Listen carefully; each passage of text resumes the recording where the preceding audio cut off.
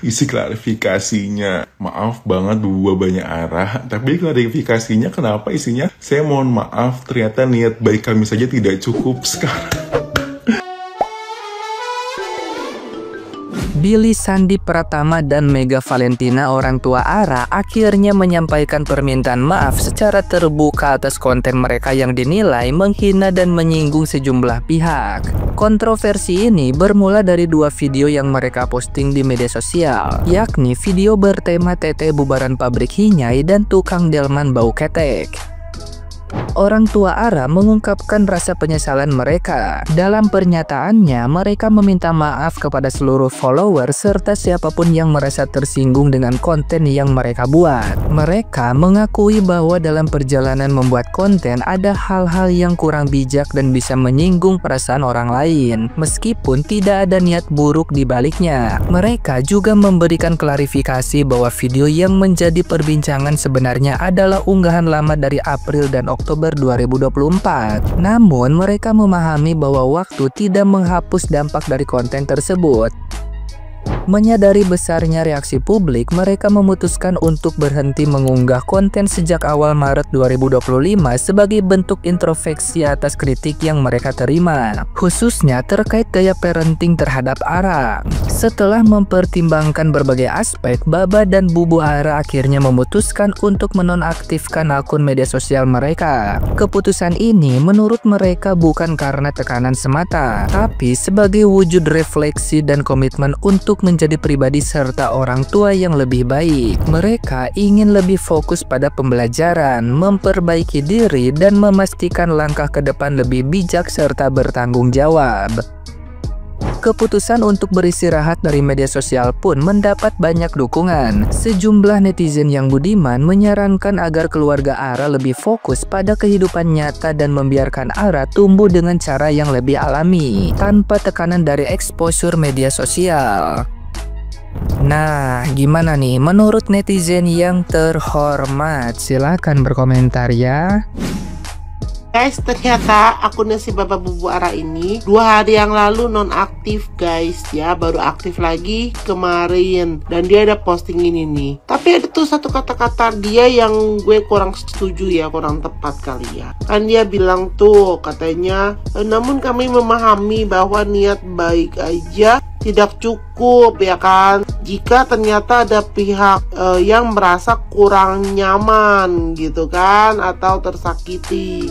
Cuman dari mana ya niat baik itu ya Bapak Bubu Ara ya? Lu kayak ngerendahin orang ya kan, kayak tete-tete bubaran pabrik gitu kan, terus kayak Papa Delman ya kan, terus kayak kostum tukang cabe ya kan. Itu niat baik dari mana? Guys, kalian jangan bully Aranya ya.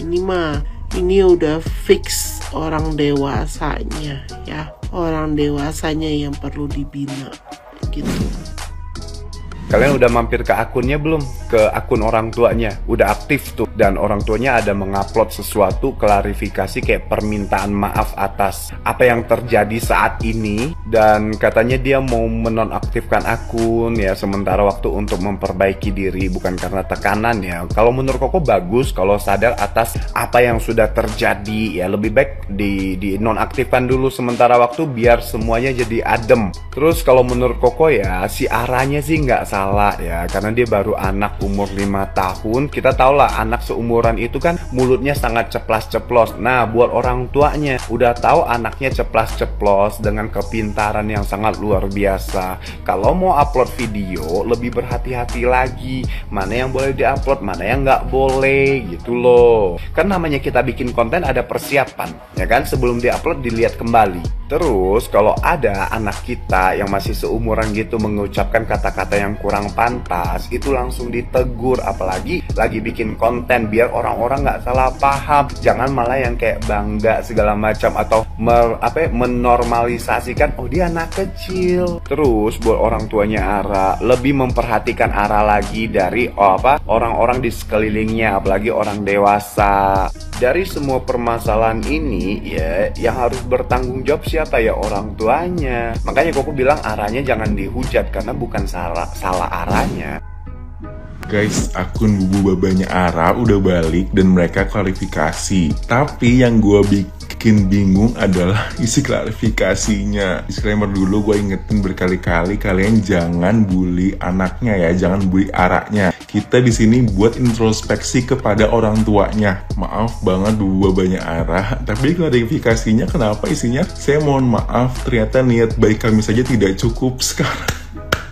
Sekarang aku tanya nih, Bubu Babanya Ara, niat baik dari mana mengupload seorang anak kecil yang menghina orang lain? Kan katanya Bubu Babanya Ara korban bullying kan, kenapa anaknya menghina orang lain tapi malah ikut ketawa gitu. Dan itu gak cuma sekali loh ya, outfit tukang cabe, bubaran teteh-teteh pabrik Hinyai, Bapak Delman Bau. Nah sekarang aku bertanya gitu kan, itu tuh niat baik itu dari sisi mananya dilihatnya gitu. Terus yang bikin bertanya-tanya adalah anak kecil itu tahu dari mana kosakata bubaran teteh-teteh pabrik, perempuan outfit tukang cabe.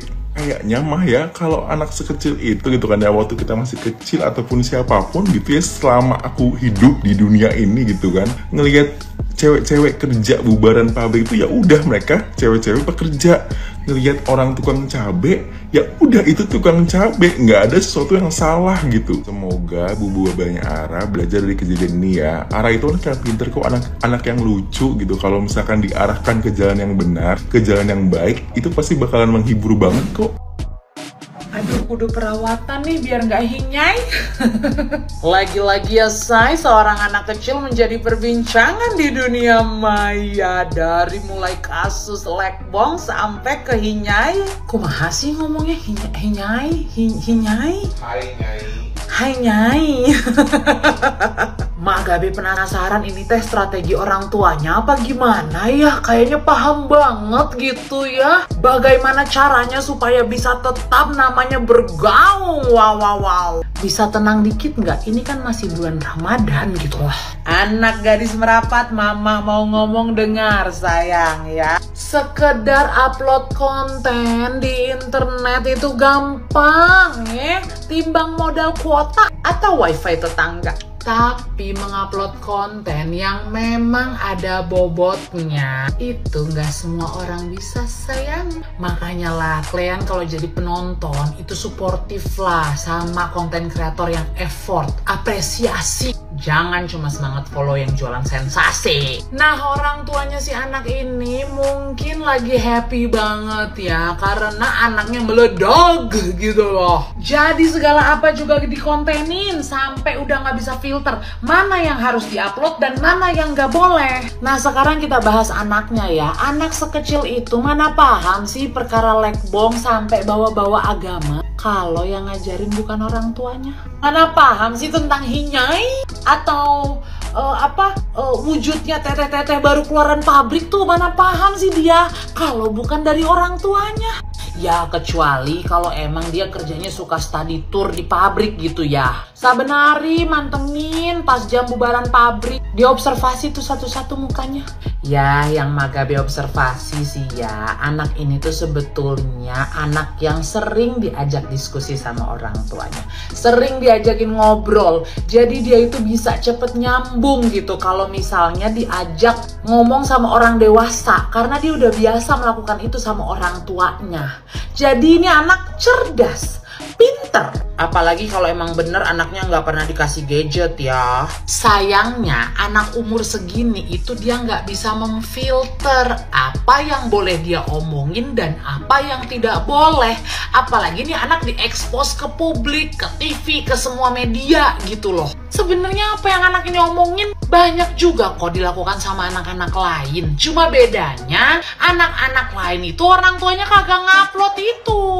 Anak ini ngupload terus viral gitu kan. Jujur aja sebenarnya banyak kok perbincangan di rumah kita yang tidak layak di share ke publik gitu loh.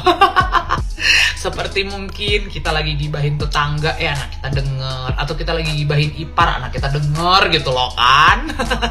Cuma kan di kasus ini, orang tuanya si anak berpikir, lucu nih, ini boleh nih kita upload nih. Oke, lulus sensor, jadi dia diupload. Buat dia lucu, pas dilempar ke publik jadinya nggak lucu. Dalam hal ini, tokoh utamanya anak kecil. Magabe jadi kasihan sama dia karena dia jadinya dihujat karena sesuatu yang sebetulnya bukan salah dia. Nanti dia gede, dia lihatlah jejak digital. Kenapa waktu aku kecil dunia begitu jahat sama aku? Bukannya bangga, dia malah depresi. Padahal mah, iya, bukan salah dia. Yang salah itu